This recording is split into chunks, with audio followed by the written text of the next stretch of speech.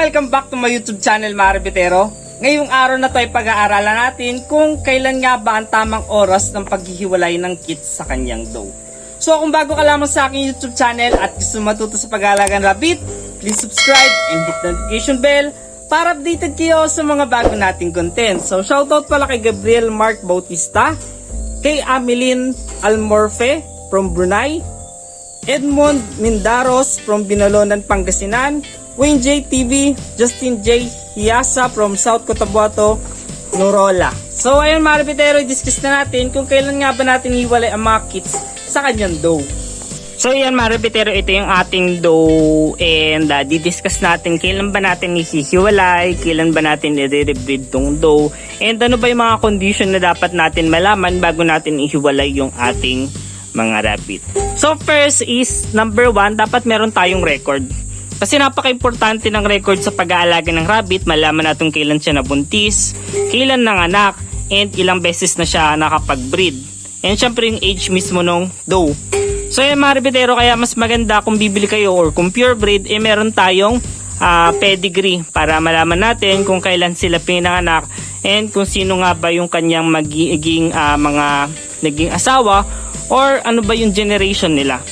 So yun mga Rabitero, kung nakapanganak yung rabbit natin, first na ating aalamin ay yung date of birth. So kasi syempre, sa pagwawalay ng rabbit, kailangan natin kung nakakondisyon yung doe, nakakondisyon yung mga kits, and alam natin na mabubuhay na sila kapag hiniwalay sa kanyang nanay. So syempre kailangan natin masigurado na yung ating doe ay ready na mawalay yung kanyang mga anak. Isa sa sign na pwede na natin iwalay yung anak niya is hindi na natin nakikitang dumedede yung mga kits sa kanyang doe. So ayan yung doe natin, hindi na po yan dumedede. I mean yung mga kits hindi na po dumedede sa doe. Isang magandang indication yon na pwede na natin ihiwalay yung mga kits. Number 2, marunong na po kumain yung mga kits natin. And kung hindi na sila dumedede sa nanay, makikita natin na kaya na nilang kumain ng sarili nila.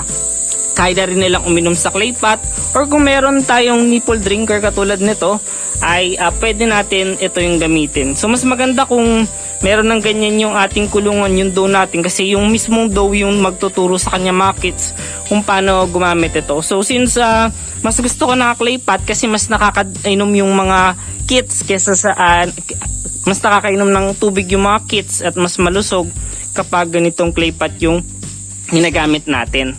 And then syempre ako ay nagwawalay ako kapag 6 weeks old na yung aking mga kits, which is ibig sabihin nun 1 month and a half.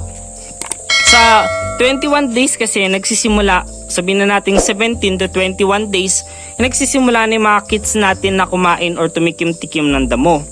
And pang 21 days, alam ko, nakakalabas na ng nest box yan. Tinatanggal natin yung nest box pagdating ng 21 days. And after 21 days, makikita natin na lumalakas na kumain yung mga kits pero dumedede pa. And marunong na silang uminom ng tubig. So lagi natin minomonitor kasi katulad nito, pwedeng malunod yung mga kits natin sa ganitong tubigan. So be extra precaution. Lagi natin alamin na yung tubig ay hindi po natin nakikita yung mga kits na lumulublog dyan kasi nga pwede yun silang malunod, and kung mabasa sila pwede silang magkasakit. So ayun, after 21 days nakita natin umiinom na, dumedede, good sign po yan. I-check natin kung sino yung mga payat na kits, kasi yung mga payat na kits is kadalasan hiniwalay ko sa pagkain para makasabay sila sa mother doe. So ito yung pakainan ko, kung makikita nyo yung sa chicken feeder, kasi para makakain lahat. So yun yung pula na yan, yun kung nakikita nyo, yun yung ginagamit ko na pakainan dito sa aking mga rabbit. And chinecheck natin, minomonitor, kasi hindi ko alam, ugali nila talagang ihian or tayan nila yung kanilang pakainan, and nakakainis. So comment nga kayo sa baba ko na ano rin nyo yan na experience na yung rabbit natin kung saan yung kainan nila ayun yun din sila umiihi at saka nagpo-poop. So napaka how ironic, di ba? Kainan nila pero dinudumihan nila. So balik tayo sa topic. And then after nun, di ba kumakain yung mga kits natin, hiniwalay natin yung maliliit pag kumakain, tapos ibabalik rin natin kapag tapos na kumain. So para nakikita natin na nakakasabay at nakakain. Kasi katulad na napakarami ng kits natin, hindi natin masabi kung nakakakain yung isa or hindi. Kasi pag nangyari po yun, mababansot and pwede rin pong mamatay. Kasi kumbaga sa manok may tinatawag na pecking order. Yung mga mas malalaki natatabunan yung mga maliliit. Kaya kailangan natin ihiwalay, mas damin yung kanilang feeds para makasabay sila sa paglaki or pagtanda ng rabbit. So maribitero.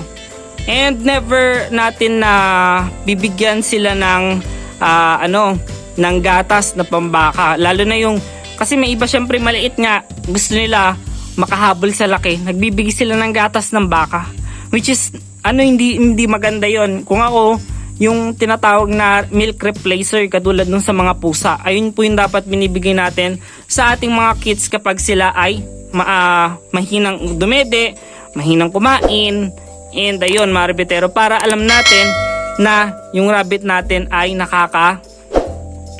nakakasabay siya sa paglaki. So ayun mga rabbitero, nalaman na natin na kondisyon na natin yung mga kits, na kondisyon na natin yung doe, at 6 weeks old na sila.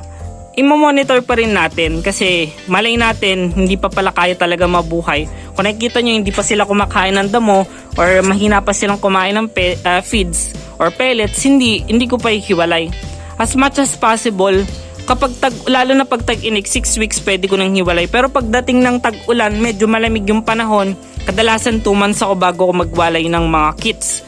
Kasi alam mo yun mga rabbitero, pag kailangan nila yung init ng mga magulang nila. And kadalasan, kasi ako based on my experience na 2 taon ng pag-aalaga ng rabbit, ang tag-ulan ang pinaka-killer talaga ng mga kits kapag nagbi-breed. Agad maaari hindi ako nagbi-breed ng rabbit kapag tag-ulan. Mahirap rin isa maghanap ng damo, mahirap rin yung pag-aalaga, lalo na medyo nababasa sila kahit meron na tayong bubong. Kasi dati wala talaga akong bubong medyo may nagkapera-pera. And kung naabutan pa siguro ng mga pinakauna ko subscriber, hindi pa po ganito yung kulungan ko, purong bamboo lang po. So medyo nakaipon-ipon tayo and pinambuo natin ng kulungan. So yun mga rabbitero, pagkatapos ng 21 days at 6 weeks or 2 months, bago natin hiwalay ay kadalasan ako hinihiwalay ko ng gabi. Gabi kasi yun yung panahon na pag hiniwalay mo yung mga kids natutulog rin pag gabi yan kahit papano. So hindi sila masyadong stressful katulad nung mainit yung panahon hiwalay nyo sa nanay. Ewan ko sa inyo, depende sa akin kasi iniiwasan ko talaga yung stress. Stressful na kasi yung mainit na panahon, tapos dadagdagan mo pa stressful sa pagwawalay, and stressful rin po sa doe kapag hiniwalay natin yung kanyang mga kits. Ay nako, tinapon na nga yung pagkainan. Ayan rin, kaya sabi ko minomonitor nyo dapat. So nakita nyo, natapon nila yung ibang pagkainan. And baka eto kasi ginagawa ko pagkatapos nilang kumain talaga ay tinatanggal ko ito mga rabbitero, kasi naghahanap ata sila ng pwesto at wala na ako masyadong kulungan. And ayan, tatanggalin natin, lalagyan lang natin dito sa taas. Ayan, ay nakikita nyo, ayan, malakas silang laki. 1 month and a half. So ito na yung 6 weeks old, kung makikita nyo, ganyan nakalalaki.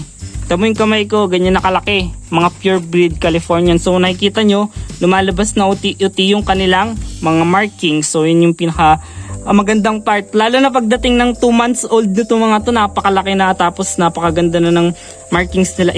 Tingnan nyo, makikita nyo yung kanilang tindig, pabilog talaga yung katawan nila. Ayan, kung makikita nyo, ayan, pabilog. Yan yung isa sa mga indication ko na maganda yung mga kits mo, yung pabilog. Ayan, and lumalabas na rin yung marking nila. So ayan, meron din tayong mga electric pan na solar para yung rabbit natin kahit mainit ay meron tayong pangontra sa init. So hindi pa tapos yung setup natin dahil wala pa tayong power bank. So ayan, meron tayong mini aircon para sa ating mga alagang rabbit.